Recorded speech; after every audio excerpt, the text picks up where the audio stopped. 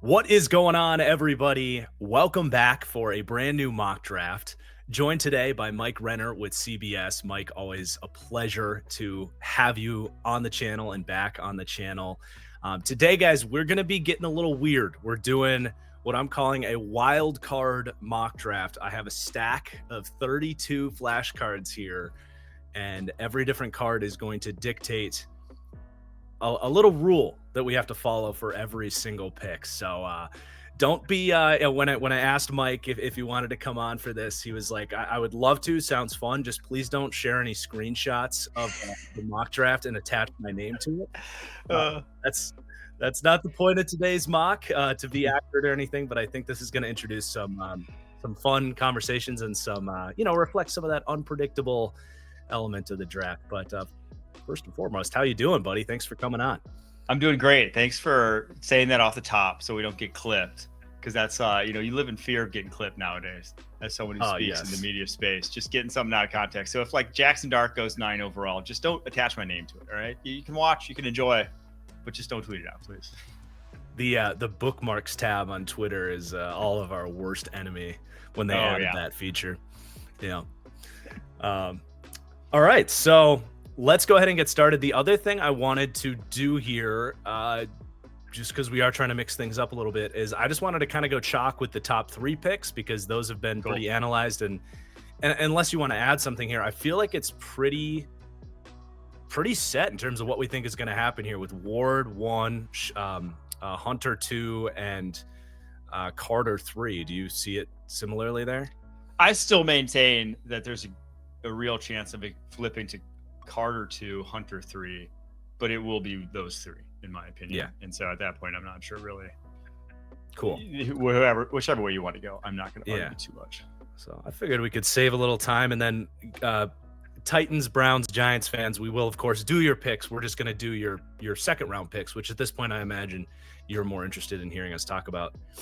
Anyway, so we'll go Ward, we'll go Hunter, and then Abdul Carter, and then we are gonna let Mike start. No, don't give me the Pats. I hate the Pats. I hate this. I can take the Pats if you want. No, it's fine. It's fine. I'll talk through it. I just hate this spot right now with the board going this way. I think they are praying Shedeur Sanders goes 3 or 2, right? Like they are just like hoping without hope, because that means just one, because there's a big drop off after Hunter and Carter.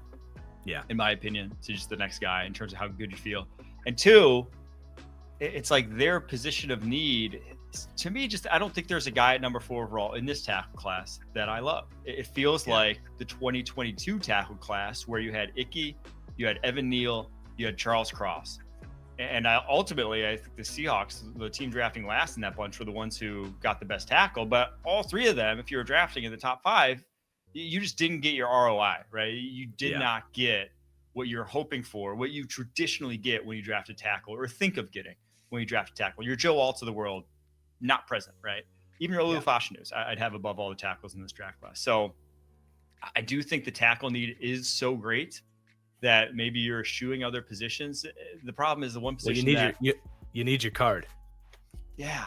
So your card is biggest need. It is. I don't want to cut off what you were saying there, but I wanted to give you the card. Right. Well, I will go. See, I just think Will Campbell is a guard. I just think that's ideally where you're putting them. So biggest need, tackle. I'll go Armand Membu for them. Okay. Yeah, I think you're flipping them sides, which is obviously not great, because not only was he a right tackle for 3 years at Missouri, I believe he was a right tackle in high school too, at least from the senior tape I ended up watching on him. So he's going to flip sides, but he, to me, is just kind of what you think when you think of top 5 pick. You want him to tick a lot of athletic boxes as well, and he definitely does that. So I'll go Membu for the Pats. This is why we bring Renner on the channel. He's digging into high school senior year tape for Armand Membu. I love it. I think that's totally fair. I agree. Campbell, especially if you talk about trying to get those returns on a top 5 pick, it is tough to question, like, or easy to question if the upside of him to be like one of those, top 10 franchise tackles is there, even if he does play tackle. So I think even with the card kind of forcing your hand to take Membu there, I think it's still a good pick and something we just might see. So we'll plug that in. And then Our next card here, we're not getting too crazy with our first 3 picks. The next card is what you would do. So this is a what I would do pick here for the Jags. I lean typically towards either Mason Graham or T-Mac. I'm trying to get better at saying T-Mac because there are some people out there that get really mad when you call him Tet.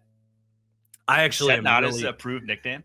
Does he not have? It's not he one said, of his yeah, apparently he said in an interview, no one's ever called me Tet, and I don't like when people call me Tet. So whatever. Good to know. Yeah, good to know. So I'm not dropping T-Mac down the board. I'm still really high on him as a top. He's number 3 player or number 4, depending on GT and the positional value and how you want to sort through that. But I've fallen in love, I think, with the idea of putting T-Mac in here with Brian Thomas Jr. as your vertical threat. If you've got any deep speed concerns on McMillan, well, there you go. You've got already one of the best deep threats in the league in year 2 in Brian Thomas. You pair McMillan too with Liam Cohn coming over, who had Mike Evans in Tampa. So he knows how to use those big receivers on the outside. So it's either Graham or McMillan for me. But just because McMillan's the better player for me, and I think a chance to really just let you get to see what Trevor Lawrence can do. Finally, give him like elite playmaking talent to work with. So I'm going to go McMillan at 5 there for the Jags. I'm right there with you with T-Mac, not Ted. He's just like, he's going to be good in the NFL. You could haggle over a ceiling all you want, but if you could just tell me with a top 5 pick, I get a guy, we were talking about this a little before the show. His floor is like Michael Pittman Jr. Michael Pittman Jr. signed a $23 million a year contract. Yeah, it's not the top receiver in the NFL. It's not $30 million a year.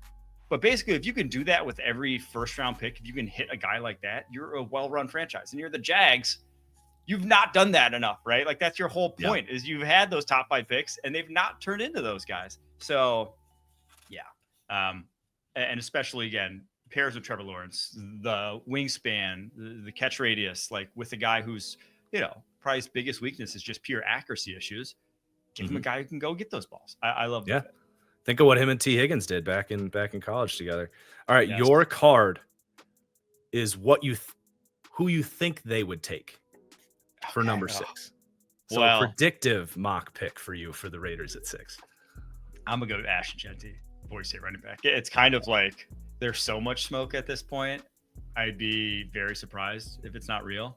And it's just I said it since the fall, man. He's got to go top 10. Bijan goes top 10. He's going top 10. The tape's too good. The class is too weak. Someone's going to look around the NFL, and especially a guy like Pete Carroll, and see like the 1-to-1 Saquon gets added to the Eagles. They win the national championship, the title, the Super Bowl, and he's just going to be like, "That's it. Running backs are back. Give me a running back." So I'm gonna go Ashton Genty. Yeah, I feel like Pete Carroll fell in love with this pick back in like February, and it's like the movie Draft Days. What is it? Mac, no matter what. Yep. Are you a Draft Day fan? I'm a truther. I'm a Draft Day truther. It's not bad. It's entertaining. Truther. Yeah, it is an entertaining movie. You can't tell me. I mean, obviously, it's absurd for anyone who knows the business at all, but like, it's fun. It's a fun watch. Yeah. It is. I watch it every year before the draft. All right. The number 7 pick, my card is offense. Have to take offense. We do have some kind of crazy ones in here, by the way. They're hiding in the stack. There's some fun ones, but so far we haven't had to get too crazy. So yeah, I think obviously the most realistic pick probably would be Mason Graham for them, but I think there are definitely going to be some offensive players in play. Membu, you took off the board earlier. I think if I've got to go offense and it's not going to be Membu, I am going to take Tyler Warren for him. Just get that true tight end. I mean, this pick's pretty common. He, to me, is there just aren't a lot of these true difference-making 3-down tight ends where you can put him in line. I think his blocking still needs to develop a little bit, but I think he just kind of changes the chemistry of your offense in a way that you just don't have to worry about, scheming around different types of tight ends. Not to mention the run after catch and everything he would bring in that phase. So we'll go Warren at 7. Now you get a what you would do pick for the Panthers nice. at number 8. Yeah, nice. Gosh, I mean, it's signing a DT. What's his face? Turk Wharton. Graham is the top player on my board. Usually with top 10 pick, I don't really care about needs, right? Mm-hmm. But when you got 2 highly paid guys, it's difficult to just be like, yeah, just draft another DT. They also brought in Brown too, from the Rams. Bobby Brown, yeah, for like $8 million. But I do think there is a difference. There's quite a difference, in my opinion, between how good I feel about Mason Graham and then how good I feel about like Jalen Walker, who's next on my board. So, you know, I'm just gonna go Mason Graham. That's just how I would operate as a team. I would just draft the guy who I think is the best, even if I have some paid players there. It's like it's a DT, man. It's not as if you can't get those guys in the field more often. Right. Yeah, I like it. And you can find ways to get all of them on the field at once with Wharton, Graham, and Derek Brown, obviously. Okay. I just saw the next card is when we get crazy, but this one is biggest need for the Saints. And then you're going to have how much time you got? You draft 3 players? Seriously. This is, I mean, what isn't a need for the Saints? I don't think there is one. Gosh, I mean, safety is probably the closest thing to not a need for the Saints, but that's it. But even then, Tyrann Mathieu is probably on in a year. The guys they have are like 30 plus. So, well, if we were to debate what the biggest need is and follow the rule of the card here, maybe. I mean, left guard's probably their biggest hole in terms of just pure.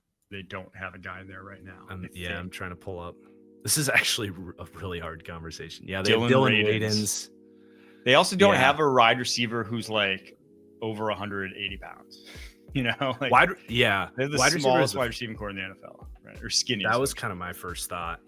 And you know, Chris Olave you're obviously hoping he's going to be around for a while, but that's up in the air. I think I'll go wide receiver as their biggest need personally. Okay. So I actually don't hate this. Like Luther Burden is, I think, 9th on my big board right now. Like, I think he's phenomenal. I think there's a lot of DJ Moore in his game. So I actually don't hate that for the Saints to go get a playmaker, a little bit more size. Like you said, everybody's like under 200 pounds. He's not the biggest guy, but gives you a little bit more like run after catch ability too. So I don't hate that actually. We'll go Burden at number 9. All right. I got Chicago. What's the card? Hit me with it. All right. I hope it's crazy for Chicago. That's perfect. I love that the Bears got this one and we're both Packers fans. That's right. Yeah. Pretend we're in the second round. Oh, perfect. All right. So, second round, Bears. So you're just kind of forecasting out your standard mock draft and trying to pretend like who are some reasonable options that would be there in the second round. All right. The Bears don't have a ton of needs, I'll say. Interestingly, like, so second round for them. I feel like D-line and running back. Yeah, that's what I was thinking. I'll go. Let me go. I'm trying to pull up kind of this range here for you. All right. Yeah. What kind of DTs? So I would say like DTs in free agency though, like D-line, like Darius Alexander, Tyleek, like go edge with like Emmanuel and Swinson, whichever. David Walker. I know we're both big David Walker guys. Let me go. I'm going to go Dylan Sampson for them. Okay. In the second. Okay. Dylan Sampson. I love Dylan Sampson. Maybe a little high, 42, but still, I think he's an exceptional running back. Talk a little bit more about what you love about Sampson, because I was a little lower on him, so I think it's good to get a different perspective. I love his vision. I love his running style. He just runs very hard. I mean, he went for almost 1,500 in the SEC with the Tennessee O-line that's like not a good offensive line by any means. So it was kind of all on him. And he's young. I think he's explosive. Former track guy, 4.42 at a pro day. Just like very much your modern space back. that could be, he's not Jahmyr Gibbs in terms of pure juice, but that kind of role for the Bears. Yeah. Much better back than DeAndre Swift. I just, like, I felt like I had to kind of squint to see the juice on him, and I want to, didn't have a lot of big plays. You truly did. Yeah. So. Yeah. And for a guy that didn't have a lot of big plays, that is smaller, just in a deep class, I find myself pushing him down the board a little bit more. I think he's, what do I got him now? RB 10 with a third round grade on him. So a little bit lower, but there's a lot of good backs. Okay. The Niners up at pick 11. I get draft a my guy. So someone that I consider myself higher on than consensus is something I have to kind of navigate here for, which is tough to find with a top 11 pick.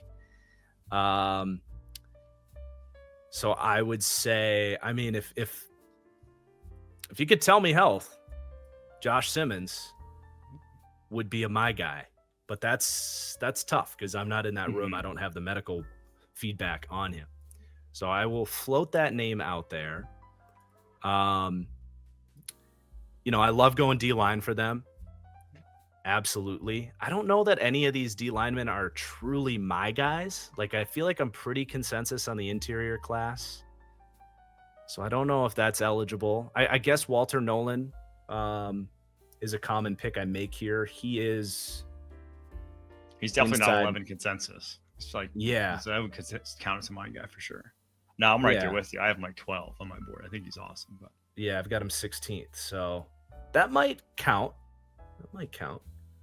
I think. Do you approve? Do you approve of that? Yeah, it's a 49 as a my guy pick. Yeah. Okay.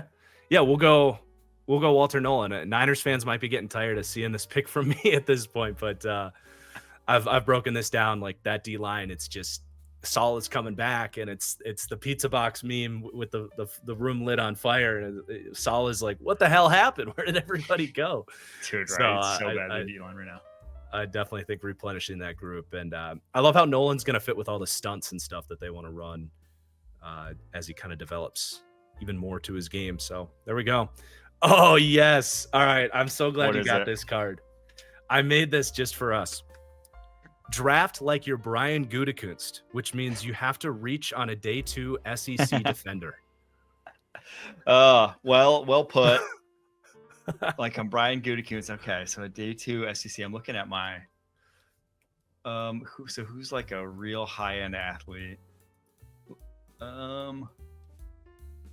That's gosh. I would technically allow the Shamar Stewart pick here. I would allow that. I was gonna say, I think, like, does Nick Worry fit that bill? Yes. I feel like that's kind of right. Yes. And I think for the Cowboys, it's not Malik Hooker, Donovan Wilson. I think they would. I'm not sure that's like not a position they would address. He could even play linebacker for them. Shoot. Mm-hmm. I think James Pierce could fit that too, given he might even go day 2 right at this point. Yep. Let's go Pierce. It's probably a little bit more of a need for them than safety at this point. So let's go James Pierce. So Pierce is more of a late 1, early 2 for you. Yeah, I think he's gonna be outside my top 30. Yeah, I do worry about the stuff from the Bob McGinn article, and then just like you see him on tape, so gifted athlete, but it's like he really is a project in a lot of ways that needs to get better. So I see him a little higher than that. Yeah, I think the first step is insane, and I like, he doesn't break out a ton of different moves or anything like that, but I think he doesn't need to really overcomplicate things. But I think he does win to kind of all the different areas of a tackle that you need to beat. I think he's got the speed, he's got the power, he's got inside counters, and room to develop a little bit more. So I do see him a little higher. It's just, obviously the off-field stuff is, I can understand playing that in for sure. Okay, the Dolphins up at pick 13. I'm getting all the easy ones. I got what you would do. I promise I didn't rig this. I did shuffle it before I invited you in. All right. So, I mean, Will Campbell's still here, so that's a layup for them. I think if they can get an athletic offensive lineman at 13, they'll run that pick up. But, some of the other heavier footed guys, obviously like Tyler Booker is probably not in play at 13, but like they would not take a guy like that because they love to move these guys, whether they're running outside zone or, doing tosses to the outside with all the speed runs they run. But yeah, Will Campbell's a great athlete, whether he's a tackle or a guard. It doesn't really matter. They need all of it. So that one's pretty easy there. All right. This is kind of similar to the last one you had, but maybe not quite as bad. But you have to take an SEC player to the Colts at 14. Okay. So the Colts, gosh, I'd love to go O-line for them. I mean, I really like, I guess, I mean, they don't really need a tackle, but I have Kelvin Banks probably as the top player on my board right now. And actually, has Jalen Walker come off? Jalen Walker hasn't, but I don't think they go back to edge. They got 2 former first rounders already on the edge. I doubt they take him. Yeah, let's go Kelvin Banks then. Okay. Doesn't feel like SEC, but technically is SEC now. So, man, him plugging into that right guard spot right away. Yeah. God, I like that actually a lot. And then if you ever decide to get cheaper at tackle, like you got options there. So. Yes, he's flexible. Cool. It's a good pick. Haven't seen that one before. That's why I like this. Like these are scenarios that could come into play. You get to have some of these different conversations. All right, Falcons' biggest need. I swear to God, I didn't rig this. What would you say is their biggest need? I would say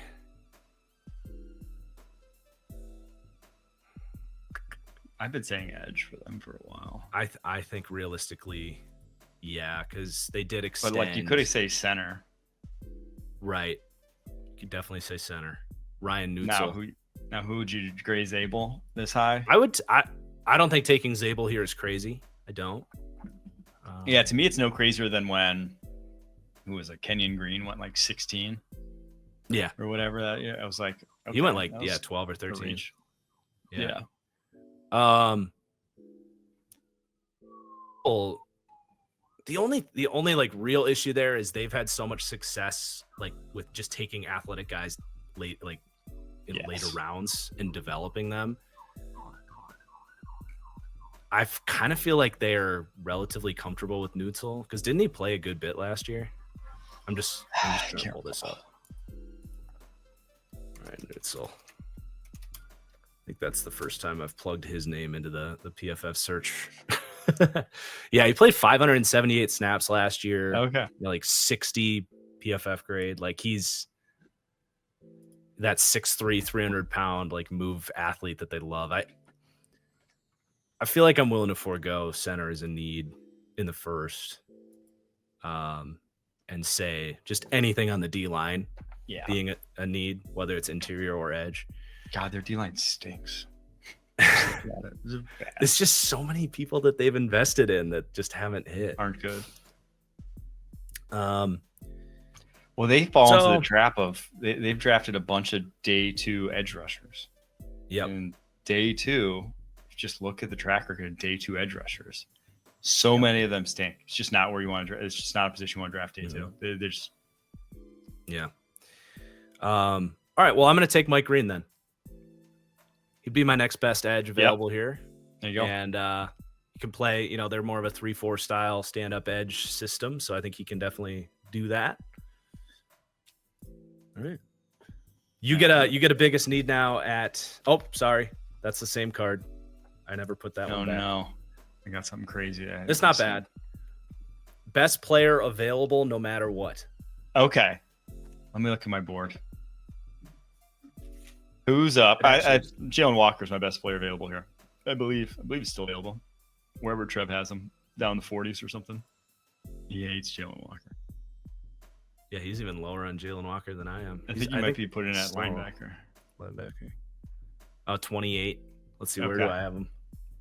I got him 31.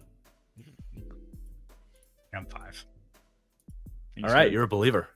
I'm a believer. All right. Put him on. Okay, we got it. And that's, you can see it. Get like a real number 1 option for him down the road. They got a bunch of number 2 types. Great system for them too, because they drop their edge guys into coverage more than anybody. So I actually love that.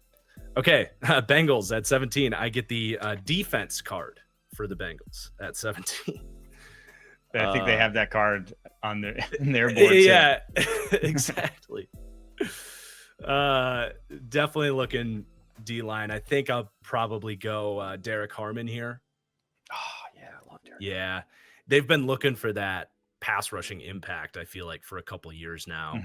The Sheldon Rankin signing was obviously a flop, so like how he fits next to BJ Hill, and that's definitely a pretty easy pick there. All right, Mike, you got defense for Seattle at 18.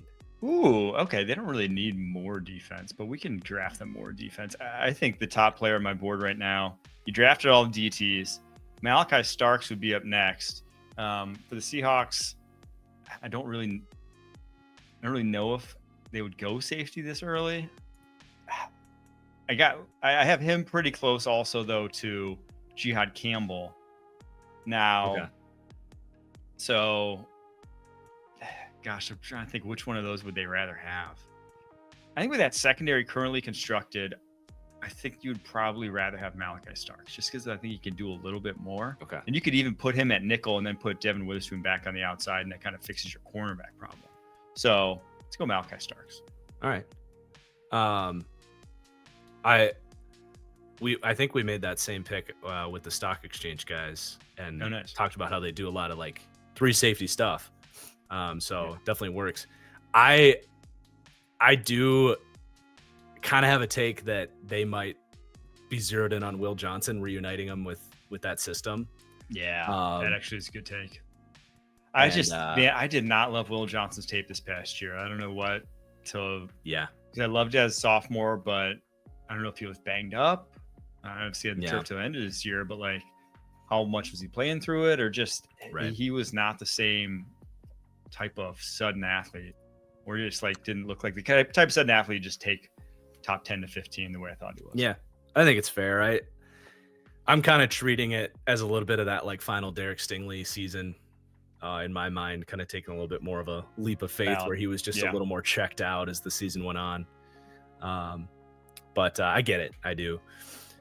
Okay. The Bucks. Pretend we're in the second round for me for the Bucks at 19. So I feel like them,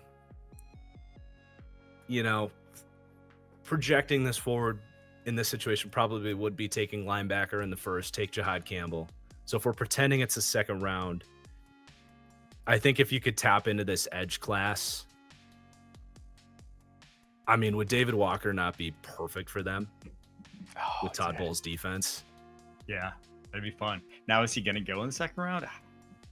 I have him in that range. I have him there. Yeah.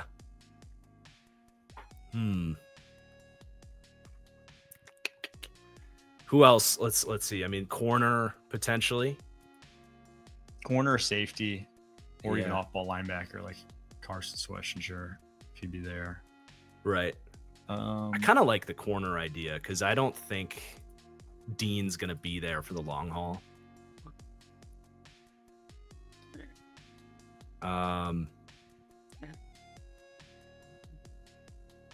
Ben Morrison. It's just of like, are any of these guys there? Morrison, Harrison, or Ravel?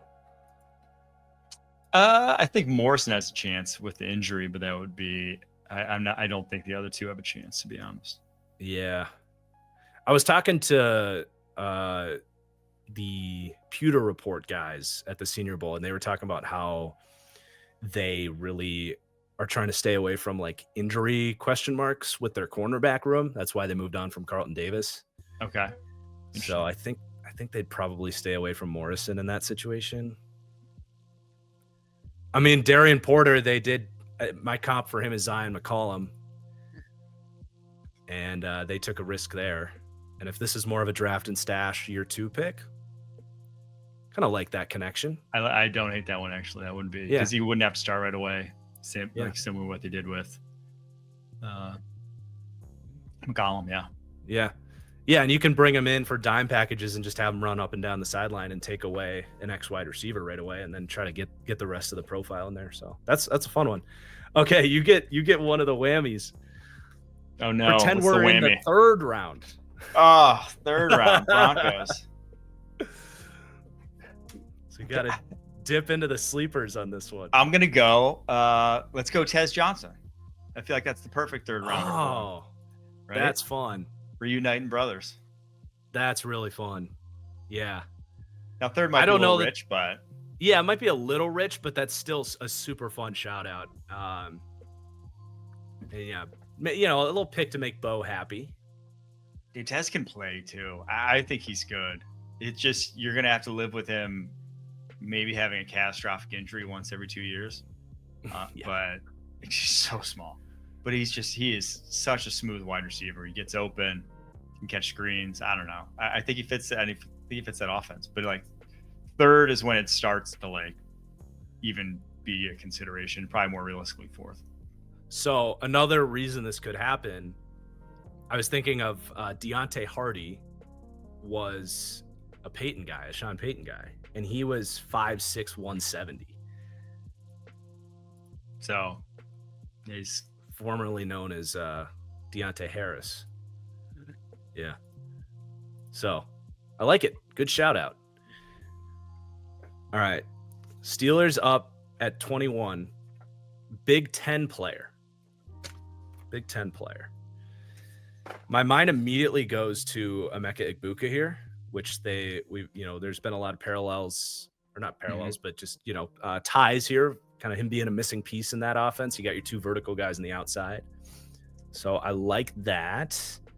I think Will Johnson, though, still here at 21. Yeah. I think that's the pick. Yeah, that's a huge need for them. I think I still, like I said, I'm a Will Johnson believer. I'm treating that last season as more of the Derek Stingley tapped out for his final year, type of deal. So, yeah, huge need there at corner. What's his name is not a long-term answer. Darius Slay. So no, yeah. I'm actually doing the Bleacher Report draft show with Darius Slay, so I'll tell him that you said that. Oh, great. Yeah, just throw me under the bus. Yeah. That's sweet, though. He's going to, he'll be live with you guys for the first round? Yes, for the first round, yeah. I'm doing the first round. So he's trying to dip his toes in the analyst world? Yes, I guess. Doing a little, set himself up for post-career. There's definitely like an Eagles pipeline, like former Eagles pipeline right of analysts. All right, you got for the Chargers, non-Power 5 player. Oh, that's actually hard at this point. So, yeah, we took Mike Green. Gosh, who else? Gray Zabel. Is Notre Dame technically Power 5? No. Notre Dame in the conference would be eligible. Okay. Jeez, yeah. This is Ravel. Oh yeah. Ooh, gosh. Yeah. I think about. So Benjamin Morrison's top on my board. Actually, who's top on my board from non-Power 5 right now is Charles Grant from William & Mary, the William & Mary tackle. I think he's exceptional. Now you don't need a tackle there, and you don't need a guard there, but you could use a center. So, it's Benjamin Morrison next, Gray Zabel after that, then Savone Revel. I think for them, Revel's maybe a little better fit than Morrison, but Zabel could play center for them. Let's go Gray Zabel. And like Becton was a good signing, obviously, but I think the reason the Eagles let him go is because they looked back at the 3 years before that and they were like, I think we probably got a little bit lucky that he was able to play every game for us. Yeah, right. So counting on that is tough. They did sign Andre James, but he really struggled as a run blocker last year. Zion Johnson hasn't really reached his upside. So, that's obviously what they want to do. I don't think it's crazy with the wild card force in your hand there. David Walker was under consideration too, though. He'd be fun for a Jim Harbaugh defense. He's just exciting because it's like if he hits, you got like Brandon Graham. Yeah, like could be sick. It's really just a matter of does his skill set translate, and if it does, he's going to be good. Oh, How fitting. First we got draft like Brian Gutekunst. Basically, pretend we're in the second round, which I might as well if I'm drafting like Brian Gutekunst. All right, so I'm gonna pretend that they went defense like Gutekunst likes to draft. This does allow me to take our second round wide receiver here, which is probably what's realistically going to happen. I don't think Jaden Higgins is there with the 23rd pick in the second round. I think Iomanner might be. I think that's possible. After that, there's not a lot of guys that I'm crazy about for the Packers. After that, I mean, Trey Harris, maybe. Jack Besh, maybe. I'm a lot lower on Besh. He's slow. He is slow. Will you allow Iomanner here? Yeah, Iomanner's definitely a Packers second round type of pick. All right. Yeah, I mean, he's that classic like big stocky receiver with quick feet that they just like drool over. So, all right, and then you get the Minnesota Vikings with Picard. Oh, right. Offense. Oh, okay. All right. Gosh, I mean, Murray Hampton's interesting. It's just like, it's too rich for me. It just is.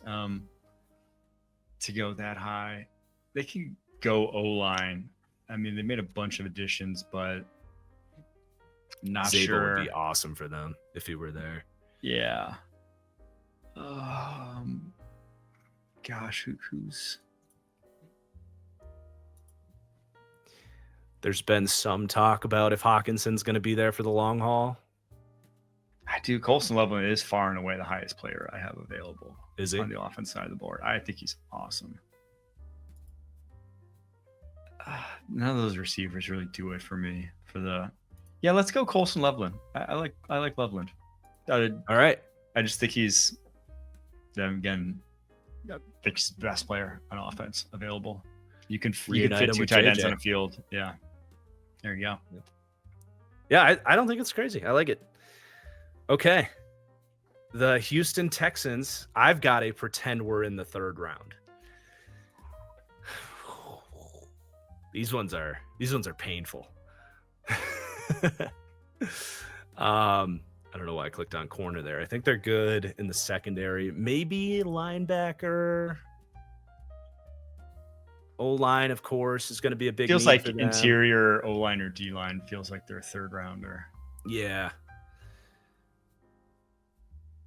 So this is unfortunately one position group that I haven't gotten through yet. So I don't have great takes on this group, but maybe like Jared Wilson as a he's in the middle there. That could work. I mean, they did draft Scruggs last year, but then didn't play him. He played him at guard, or did they play him at center? I can't remember. He's played both. He was a center. Yeah.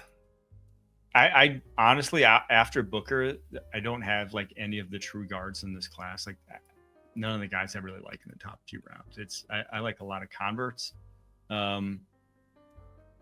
What do you think the chances your boy Charles Grant would be there? Honestly, I think really low. Even though he's back there on the board, I Yeah. think he ends up going a lot higher in real life. Yeah, I agree. But a lot of these tackles, so Mbo, Milam, Savinaya, all those guys are ones that I think are going to play guard at the next level or somewhere in the interior. Yep. So that's like where my mind goes in this class before any of the guys who played guard or center last year. Where do you have? Is it Mbo? Do you say the M or is it just Bo? Oh gosh, I actually have no clue. I'm gonna look that one up right now because I still need to get into him, but I was like stunned. It's Marcus Bo. Okay.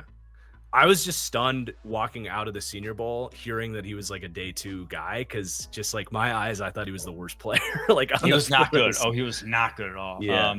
He's such a good athlete though, in terms of just the way he moves. I've struggled with his eval, truthfully. So, okay. All right. Well, I'm gonna take Jared Wilson then. All right. If that's Renner approved, because you've actually watched more of these guys at this point than I have. Wilson's the top true center in the class. Yeah. Okay. Cool. All right. You got an interesting one. Draft a non-starter, which means it doesn't necessarily need to be a reach or anything like that, but someone that you're taking as more of a, Let's replace go. the veteran, or we're gonna let a guy walk. That's perfect. Let's go Shador. There you go. Yeah. Shador Sanders for the Ram. It's funny doing these mock drafts. Like, we just forget about Shador a little bit. Oh man, Trev hates the quarterback class. Shador 47th, no one else out in the top 100. I respect that. I respect it too. Other than Tyler Shook at 191, I will not stand for that. His Shuck and McCord hate is actually a little too much. Those guys are going to play in the league. I like both those guys a lot. And your guy Gabriel, you still got him. What, QB3? Oh, yeah. Yep. Nice. Yes, sir. Stand your ground. That's what's kind of fun about this draft, is you can kind of just pick a guy at QB3 and just roll the dice as like, that's the guy I would bet on, because who the hell knows? QB2, man. It really is after Cam, who I have reservations on, but I do think he's like, if you have anyone else above him, I'd be surprised. But after Cam, it's like, dude, I don't know. Like, it's really a wild west of these guys. Yep. Yeah, Shador to the Rams is fun. Okay, I got offense for the Ravens at 27, which I feel like I usually end up, especially since they brought the tackle back, going defense for them. Yeah, there's not a lot of openings in that room. Matthew Golden. It's probably my pick here. Or Igbuka might fit what they need in that wide receiver room a little more. Yeah, for like a big slot type wide receiver, he probably fits because they got the two outside guys. Yeah. Even if I've got Golden higher, I think Igbuka gives them some reliability. Is Booker still on the board? You hate Booker though, right? I feel like Tyler Booker. Nice for them. Yeah. Ooh, that's a good suggestion. I don't hate Booker. I just think he needs to go to the right system, and I think he would work here. This isn't like some ultra wide zone, scheme. Yeah, I mean, their guard situation's a nightmare. Yeah, I just think he'd get on. He would start, whereas Ibuka would be playing like 400 snaps. You draft a wide receiver there. Yeah, man, Booker and I always want to call him Mailata, but the 6'8" Minnesota guard that. Oh yeah, Falele. Oh gosh, that is. And then you have like one of the smallest centers in the league in between them. It's such a funny offensive line. I like it. Good shout out. We're gonna go Booker to the Ravens at 27. Okay, you got who you think they would take for the Lions at 28. Ooh, gosh. I'm trying to think who's like down the board a little here.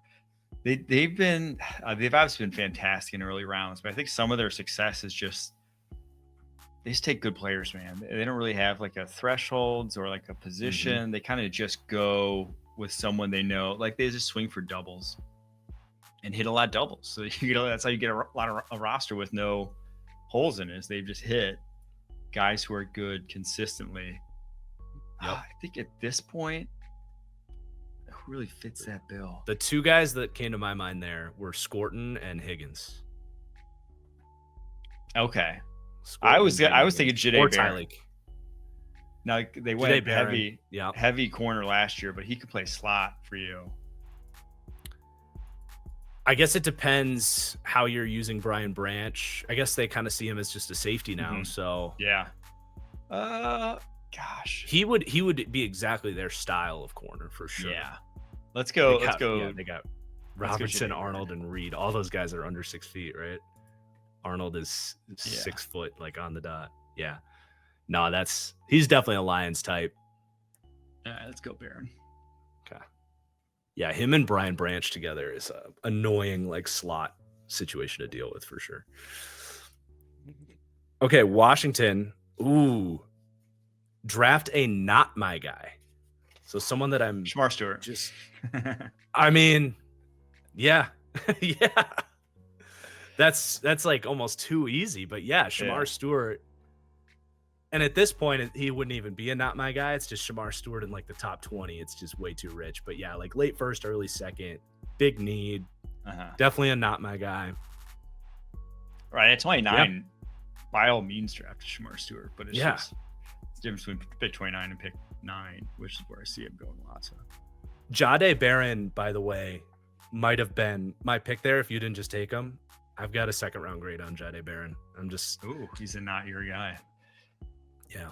I think he's a slot, and I don't think he's like Brian Branch good, where like he's a good enough slot where you take him in the first. Yeah. I was probably higher on Branch too, but all right, Bills. What's my card? Okay, say? you got one more. Pretend we're in the third round. Oh, I think that's the last one we have in here. Can I go? Is Kevin Winston Jr. count as a third rounder, or is he going to be off the board? He's going to be gone. Right? Right. That's too. Yeah. I don't think he would have declared if he. Damn, Trev has him 31. I that right there with. I think Kevin Winston Jr. is. I think he just updated this. Yeah, because I saw a bunch of mock drafts like yesterday on the feed that had Winston going in like the third. Yeah, ADP is 84.1 right now, so I think he just updated that. I think he's probably going to be safety 2 for me in this class. He's awesome. He is for me. Wasn't healthy. But yeah, that's valid. He might not last there. All right, Bills. What would they take in the third? Like a corner, maybe? Yeah. This is when they start getting. Let's go. I mean, I have a pretty strong take on this, but I want to hear yours first, and then I'll let you go. Jacob Parrish. Okay. I really like Jacob Parrish. I do too. I think that's a good pick. I was gonna say Dorian Strong. Very similar vibes to like a Christian Benford for me. Just like not the most athletic guy, but just does everything really well. And I have a viewer that is I think he works for like the athletic program at Virginia Tech or something. But he was saying there's some connection between either the Bills hired like their DB coach or something, but he was like Dorian Strong to the Bills in the third round is like kind of a lock. Just so put it in there. But you went Parrish. Yeah, we can go Strong or Parrish. Well, I think Parrish is very good. Either one. I mean, Parrish is a third round guy for me. I think he's super talented. I think he's got to learn a lot of the zone stuff. Like that was where I was underwhelmed with him, but he's got time to learn that as a third round pick. All right, Chiefs at 31. What I would do, easy pick, Josh Simmons from Ohio State. At this point, I think you take the risk on someone, if he didn't get hurt, I think could have been a top 10 pick in this draft and could have just absolutely blown up. Obviously, the tackle situation there, they're Band-Aids with Moore and Jawan Taylor. I don't think is going to be there forever either. So you kind of just have time to get them fully recovered, and I think they get a franchise tackle. Reminded me a lot of like a young David Bakhtiari with the footwork and the hands. He is so good. Smooth. Yeah. All right, Eagles. What do I got? You got defense. As if they need any more. Come on. No. Gosh, I mean, Jihad's tops on my board. Gosh, Jihad Campbell next to Zach Bond. Are you kidding me? In that defense, that's like, I mean, annoying. That's like Willis and Navarro Bowman-esque. Yeah, I mean, I believe he's top player on my board defensively right now. We went Starks already, right? Yeah. Yeah, let's go Jihad Campbell. Yeah. Whew. Dang, man. That it's just nasty. Jamel Dean's like, all right, fine. I guess I'm only playing one more year, but I think like they weren't going to pay 2 linebackers anyway. So yeah, and Nakobe, he might be. I mean, what do you have right at the end of the year? He might be out. That's a good point. Toward patella, right? That's not a great injury. He might miss some next year. Yeah. I love it. God, dude, defending like those 2 guys blitzing between Bond and Campbell. God. All right, the Browns draft a non-starter, which is interesting because you'd love to go quarterback here for them. All my viewers that saw the last mock draft with the stock exchange, I did Tyler Shook for them, kind of jokingly, but not jokingly at 33.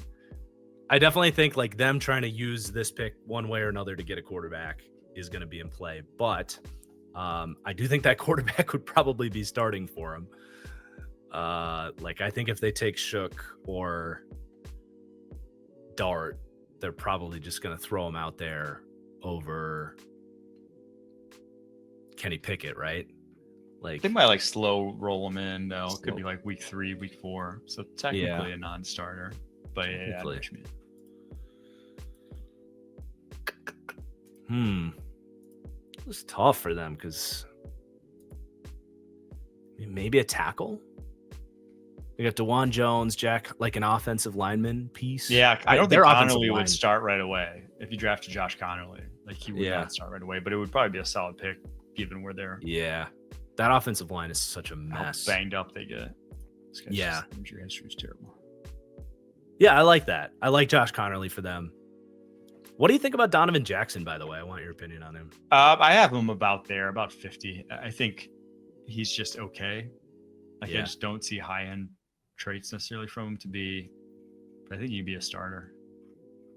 Yeah, I thought he was like quick and athletic, but I just didn't think the play strength was really there. I was surprised when he got so much buzz because I wrote him up in like February as like a third or fourth round guy, and then all the hype started flying in. So I got to revisit him for sure. Giants.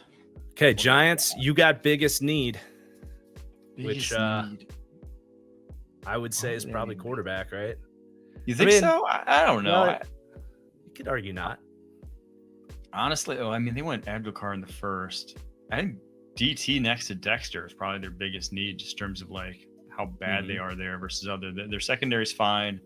O-line's not great, but you probably could upgrade from Greg Van Roten, so right guard, but they might throw Evan Neal in at right guard. Wide receiver, you're okay. I'd say either running back or DT. Given the DTs on the board, I'll probably look DT. Let's just go Kenneth Grant. To me, that's Dexter Lawrence next to each other. Yeah. This is where I'm drafting Kenneth Grant, though. I don't shit. think he's a first round. With Abdul Carter and Brian Burns. Good luck. Wow. That's fun. All right. This is the last pick, and it's nothing too crazy. It's who you think they would take. I think Matthew Golden at this point, if he's there at 35, they need wide receiver help. That one's screaming at me at 35. They're in a good spot. I think they're going to get Cam Ward. Then I think they're going to get him a wideout right at the top, kind of the same way Bengals did with, Burrow and Higgins. I think it's going to be cool. All right, well, that was fun. We got some chalk and we got some out there picks. That was what we were aiming for. Thank you, everybody, for watching. Mike, you got any last words here? Any hot takes you want to spew or anything to promote? That was a fun exercise. I do think please don't say anyone that I had Dylan Sampson going number 10 overall and Tez Johnson going number 20 overall, just to reiterate. But it was a fun exercise, and I like doing it that way. Yeah, for sure. We get this late in the draft process. It's like it's good to mix things up a little bit. Yes, you have a lot of the same conversations at this point, but cool. Yeah, we're out of here. Thank you guys so much for watching, and we'll see you for the next video. Peace out.